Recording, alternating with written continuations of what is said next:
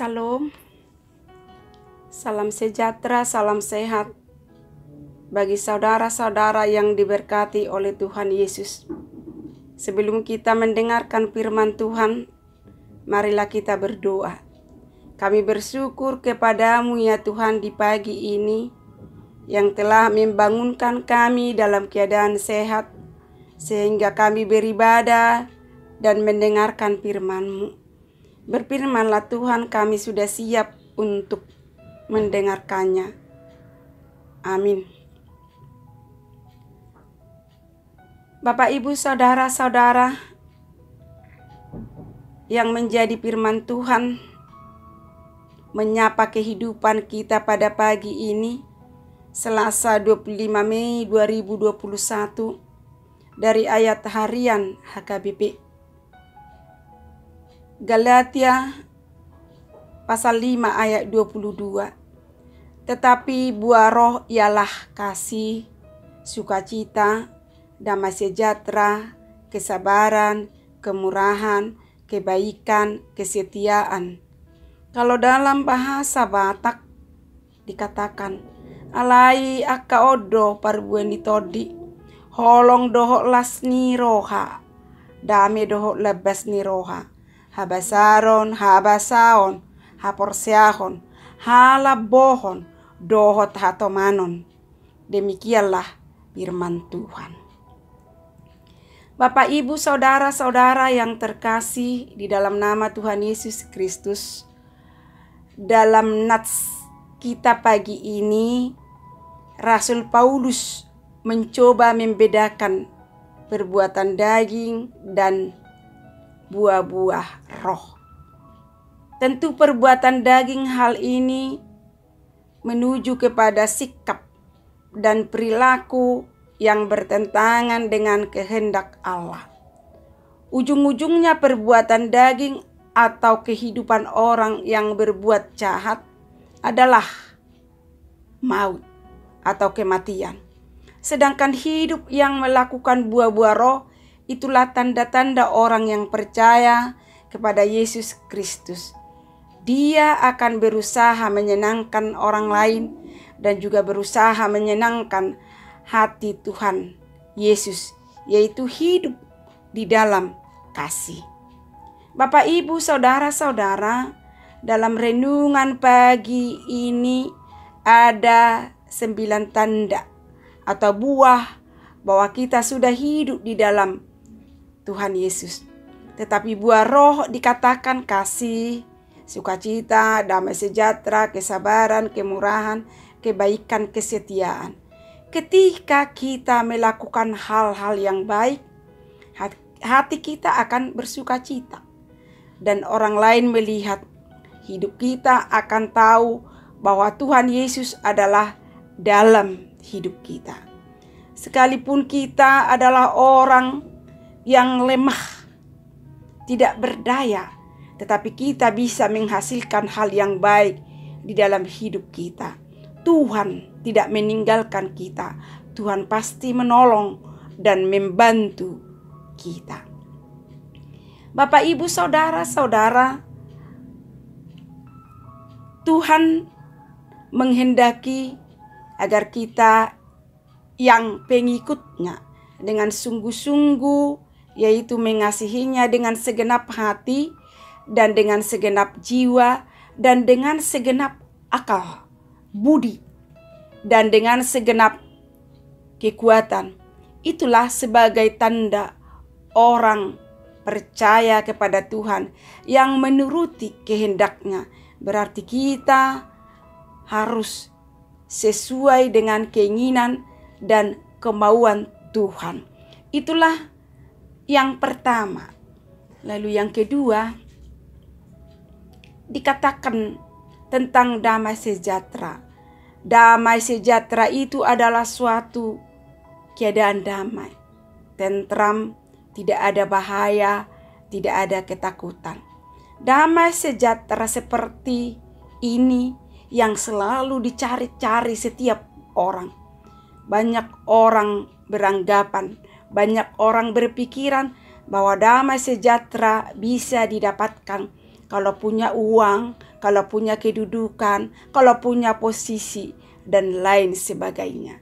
Namun, damai sejahtera seperti itu hanya bersifat sementara. Ketika uang habis, kedudukan sudah tidak ada pada kita, maka kita mulai panik, kita mulai tidak merasakan damai sejahtera. Ada juga orang yang berpikir bahwa jika saya mengatur segala sesuatu sebaik mungkin, maka semuanya akan tenang dan damai. Tetapi siapa yang bisa menjamin bahwa apa yang kita rencanakan akan berjalan dengan lancar? Apa yang sudah direncanakan bisa saja tidak berjalan dengan lancar. Meskipun kita sudah berencanakan untuk pergi jalan-jalan misalnya, segala sesuatu sudah direncanakan dengan matang, tetapi tiba-tiba mobil mogok di tengah jalan. Lalu bagaimana cara kita mendapatkan damai sejahtera? Ada dua hal. Yang pertama, damai sejahtera hanya dimiliki orang percaya. Kenapa damai sejahtera hanya dimiliki orang percaya? Karena hanya orang percaya yang memiliki Roh Kudus di dalam hidupnya. Ketika kita percaya, maka Roh Kudus akan tinggal di dalam hati kita. Salah satu buah Roh Kudus adalah dikatakan tadi damai sejahtera.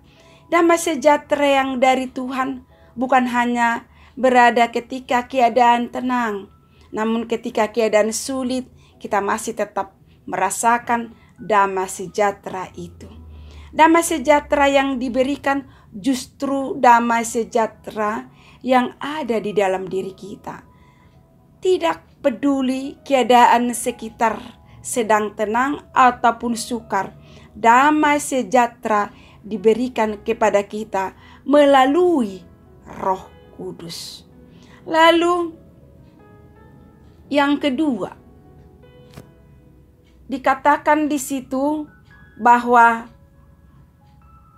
damai sejahtera hanya dimiliki orang yang hidupnya dipimpin oleh Roh Kudus. Paulus berkata, kamu ingin hidup menurut daging atau hidup menurut roh? Kita tidak bisa setengah-setengah. Ketika kita dipimpin oleh keinginan daging, maka daging itu yang akan memerintah kita. Begitu juga ketika kita hidup untuk roh, maka roh itu akan memimpin hidup kita. Orang yang dipimpin oleh daging pasti melakukan macam-macam kejahatan dan dosa. Kenapa? Kalau di dalam Galatia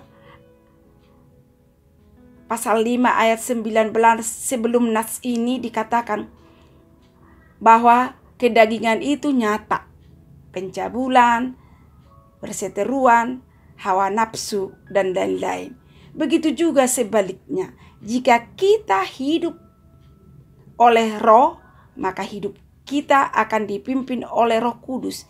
Kita akan tumbuh. Kita akan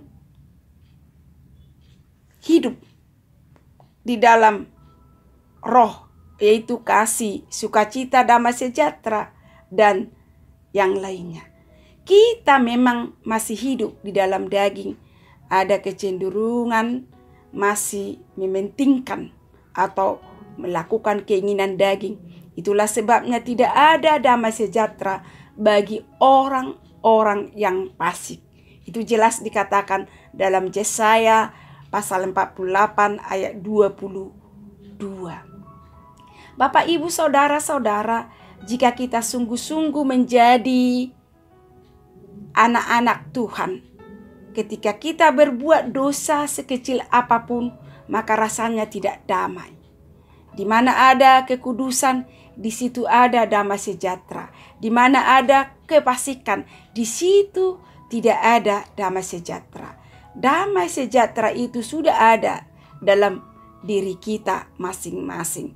Untuk itu Bapak Ibu Saudara-saudara, berilah dirimu dipimpin oleh Roh Kudus supaya kita mengenal kasih yang daripada Tuhan dan supaya kita mampu mengetahui kehendak Tuhan di dalam kehidupan kita.